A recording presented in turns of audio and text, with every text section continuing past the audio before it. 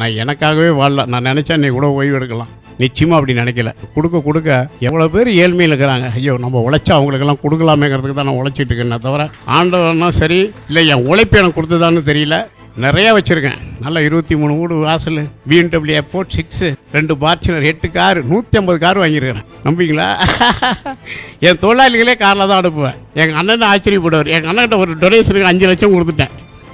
எங்கள் அண்ணன் ஃபோன் பண்ணுறாரு, யோ என்ன அப்படி பண்ணிட்டா, 5 லட்சத்தை நீ பாட்டில் கொடுத்துட்டு போயிட்ட, என்னண்ணே கம்மியான் போயா நீ வேறு, அதில் 2 லட்சம் 3 லட்சத்தை திருப்பி கொடுத்துருக்கன்னு கொடுத்தாரு. கேட்டு பாருங்கள். அப்போ என் மனசை பாருங்கள். ஏன்னா அந்த விஷயம் அப்படி. எங்கள் ஹோட்டல் சங்கத்துக்கு ஒரு சோதனை, நாங்கள் ஒரு இன்வெஸ்ட்மெண்ட்டு பண்ணி அதிலேருந்து நாங்கள் ஒரு பார்க்கிங் லைசன்ஸ் வாங்கிட்டதுக்கு நிதி தேவை. 5 லட்சத்துக்கு கொடுத்துட்டு வந்துட்டேன். எங்கள் அண்ணன் திட்டுறாரு. நான் அப்படி தான் பார்ப்பேன். இதெல்லாம் எனக்கு தெரியாது. டொனேஷன் எவ்வளோ கொடுக்கணும்னு தெரியாது எனக்கு. 5 லட்சம் 20 லட்சம் இப்படி கொடுத்துருவோம். அவங்க திருப்பி கொண்டு வந்து கொடுத்துட்டு போயிருக்காங்கன்னா நினச்சி பாருங்கள், இந்த பணம் எவ்வளோ விளையாண்டுருக்கும் என் வாழ்க்கையில். என் வீட்டில் கிடக்குது ஒரு 5 லட்ச ரூபா. இது எப்படி வந்திருக்கும்? இந்த 5 லட்ச ரூபா இங்கே கிடக்குது. ஏடா டே டிரைவரு கேள்வியெல்லாம் கேட்கணும். ஆமாம்மா, என் டிரைவரை கூப்பிட்றேன். உங்கள் வாயா, இந்த 5 லட்சம் எப்படியா வந்தது? கீழே போய் என் ஒய்ஃபிட்ட கேள்.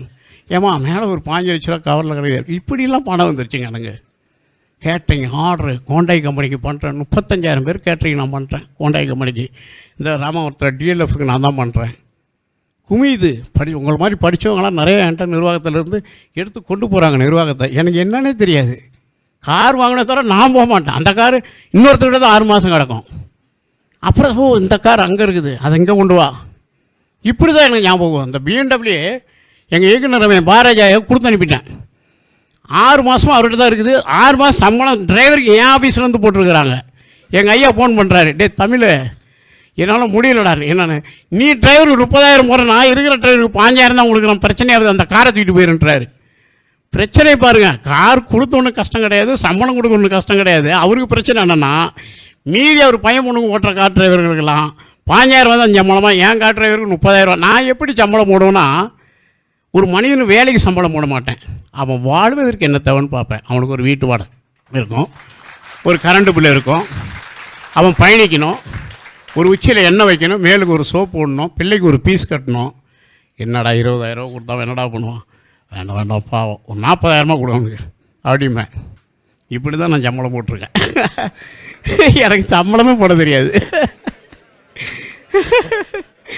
ஆமாங்க, அப்படி தான் என் தொழிலாளி என்னை விட்டு போகாமல் இருக்கிறாங்க.